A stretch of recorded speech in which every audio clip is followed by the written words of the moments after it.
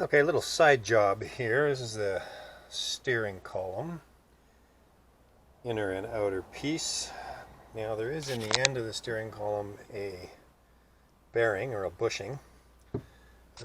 Stock one is this rather dilapidated, I don't know, rubber piece. There are polyurethane versions available from Martin Roby. I've gone for a brass bushing.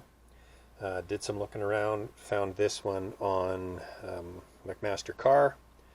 I'll throw the part number up here.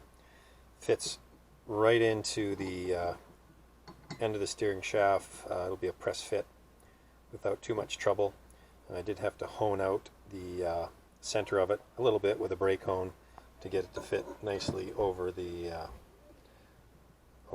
journal on the steering shaft. But yeah, lubricate that up, press it in, and should be good to go. And I kind of like the brass as opposed to some other materials for this. And there's the bearing in place. Just tapped it in with a big socket and a hammer. It fit perfectly. All I really had to do was clean up the inside of the shaft.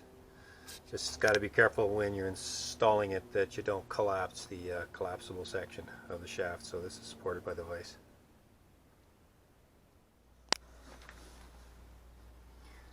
Okay, there's the steering shaft with the bronze bushing in place.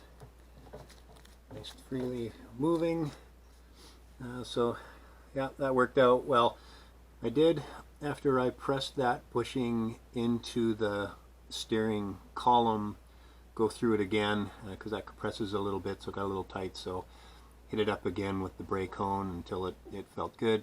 Got some white lithium grease in there, and yeah, it should be good to go now.